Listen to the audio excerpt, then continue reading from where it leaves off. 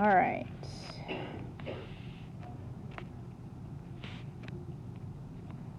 All right, suppose you have a line. How do you find the length of the line? Okay.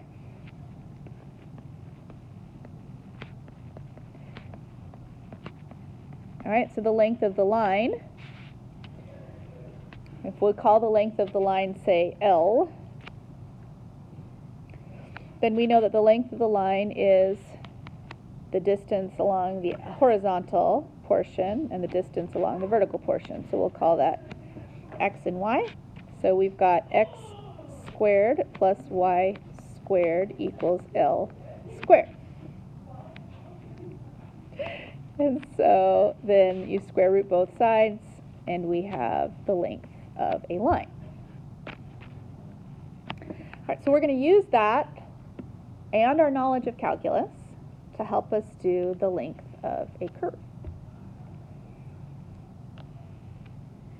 So if we have a curve now,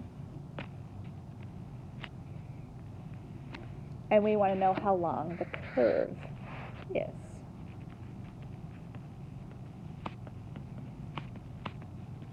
We got to think like Newton.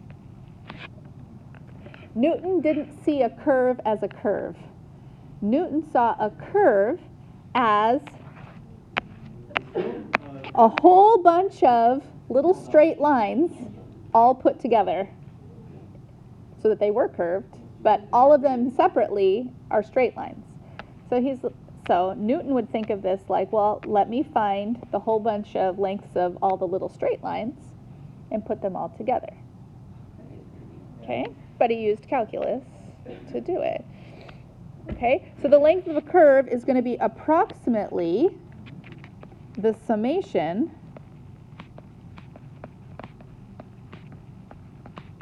of the length of infinitely many little line segments.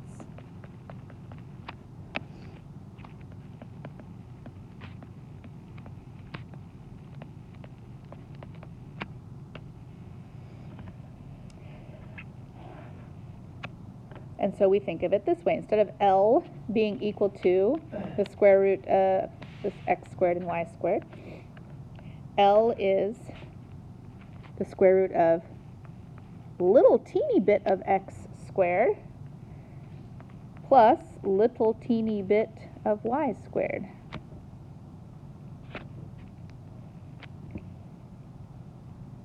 And how do we say that we're going to sum up lots of really, really small bits of those? Yeah, but then the summation sign became the integral sign, right? So the summation of all of these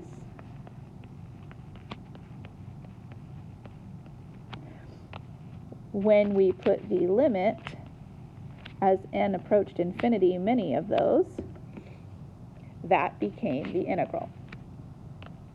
And it is the integral of the differential on x plus the differential on y.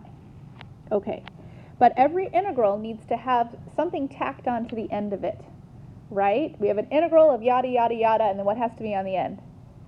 Dx, right? We've got to have something dx. So we've got to get this dx out of the square root. So we're going to factor it out.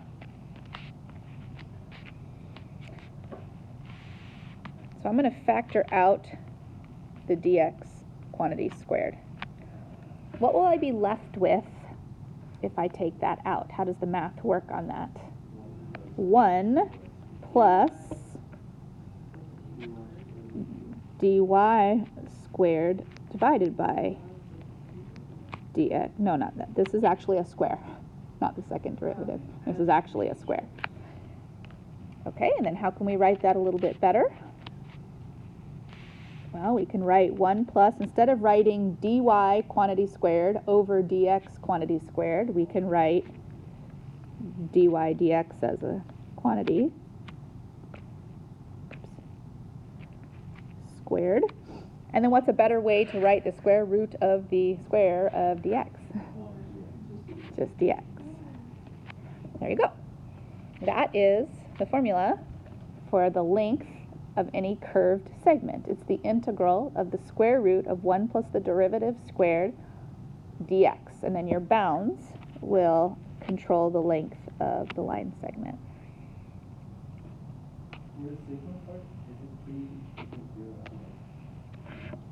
Yeah. K equals 1 to n. So we wouldn't have 0 line segments. It's either 1 or more. Okay, so let's try a couple examples of that. So once you know the formula, it's pretty easy to find the length of the curves.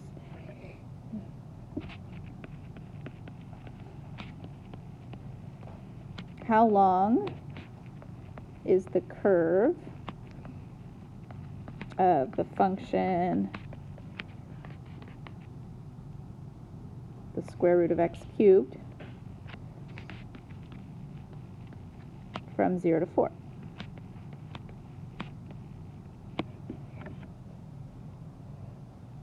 So, of course, before Newton, they could still measure curves. They just took a piece of rope or a piece of string, and they wrapped it around the curved thing, and then they made it straight, and they figured out how long that was, right? Okay, that was how they measured the length of curved things, right? But now that you have calculus, you just need, once you know its function, so L equals the integral from 0 to 4 of the square root of 1 plus the derivative of this function, so f prime of x quantity squared dx. So we just need to figure out what the derivative is. We need to square it, and then the math is going to work out for us using some of our integration techniques that we just tested on in chapter 7. All right, so what is the derivative of the square root of the cube of x? So what's a better way to think of the square root of the cube of x? Yeah, definitely want to think of that as x to the 3 over 2, so that we can do the derivative of that, which would be 3 over 2 x to the 1/2, and that whole thing is squared. You're not squaring the square root, you're squaring the derivative under the square root. So you can't just cancel out the square and the square root, but you can simplify. And so we get 1 plus, doesn't matter? Okay. 1 plus, okay, yeah, what do you get? 9/4 of x dx. And then we want to integrate that using our integration techniques that we just wrapped up in chapter 7. So what do we need to do to be able to integrate that? So like Bobby, you're not going to get instructions, right? You're just going to have to know how to integrate that. U sub. Okay. So we want to U sub. What should U be?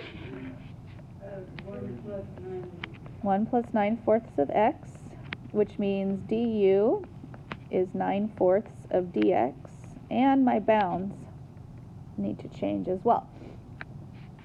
My lower bound of 0, when I plug that into my u substitution, gives me a very nice lower bound of 1. And my upper bound of 4, when I plug that into my u substitution, what will give me a very nice upper bound of 1 plus 9, not 1 minus 9. Okay.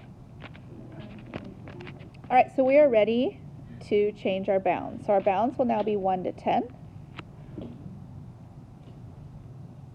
All right, and then we are going to have the square root of u, and then dx will have 4/9 of du. And then we can pull the 4/9 out, and we can integrate. So we'll have 4/9, and then the integral of u would be u to now the 3/2 times 2/3 plus the constant from 1 to 10.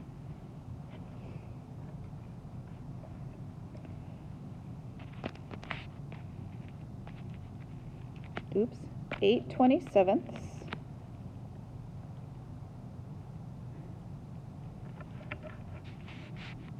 of the square root of u cubed, going from 1 to 10. And then you'll plug in 10, and you'll plug in 1. It won't come out very nicely because I've got 8/27 times the square root of 1,000 minus 1, so it's not pretty, but it works out okay. Okay, bye. Drum well. Keep the rhythm. That she can add. Okay, you can also find the curve in terms of y. If a function is defined, if it doesn't pass the vertical line test, you can also do it that way. So let's consider the curve y equals 1/2 to the x, 1/2 x to the 2/3 from x is 0 to x equals 2. All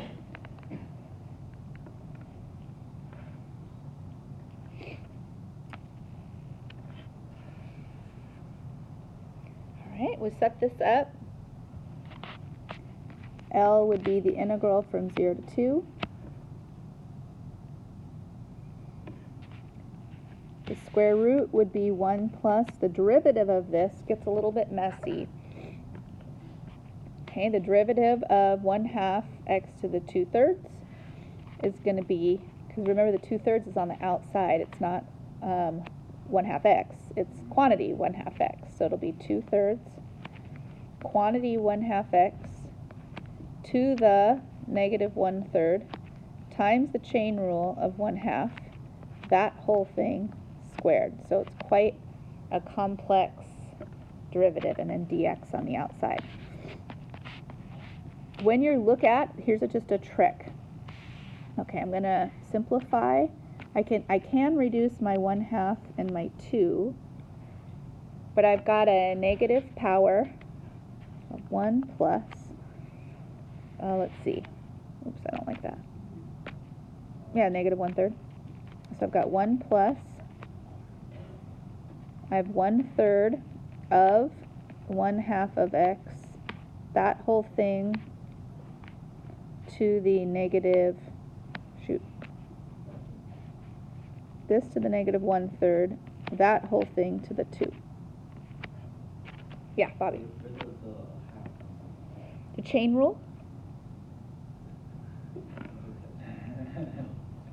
Right? The chain rule, we have to move this to the front, decrease the power, and then multiply. Okay. Okay, now, this is not so nice to integrate. So I'm just going to show you a trick. If you get stuck here, go back to the beginning, and you're looking at it going, this is awful. Go back to the beginning and try it in terms of y. And sometimes when you do it in terms of y, the entire thing is just simpler. So let's go back. And instead of doing the curve of y equals, let's do the curve of x equals.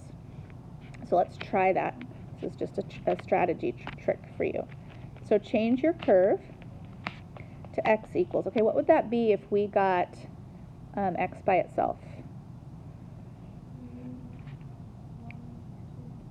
2y to the 3/2. Right. And the bounds, so we just raise to the 3/2 and then multiply by 2. The bounds are going to go 0 is still 0, and then 1. So my bounds are easier. They're from 0 to 1. So let's see if L would be simpler in this case, and it will prove to be simpler. So 0 to 1.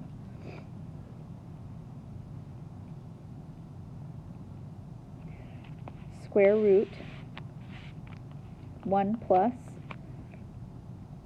Now the derivative of this is nicer for me. I get 3y to the half as my derivative, and I square that, and I get dy. So I think overall, 1 plus 9y is a much easier thing to work with than the one I was working with before that had a negative exponent. It's not that you can't do it the other way, it's just it's a little cleaner this way. So then you would use u substitution again. 1 plus 9y would be your u. 9 dy is your du. Your bounds change again. 0 changes to 1. 1 changes to 10. And so after we've done the u substitution, we now have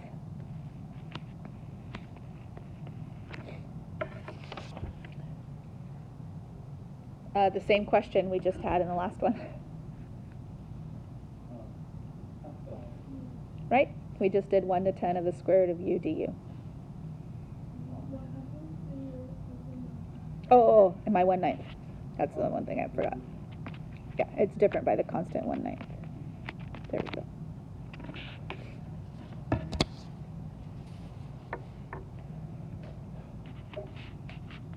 So that will give me 1/9 times 2/3 times the square root of 1,000 minus 1. I did the antiderivative, or I'm just copying the antiderivative that I did from before.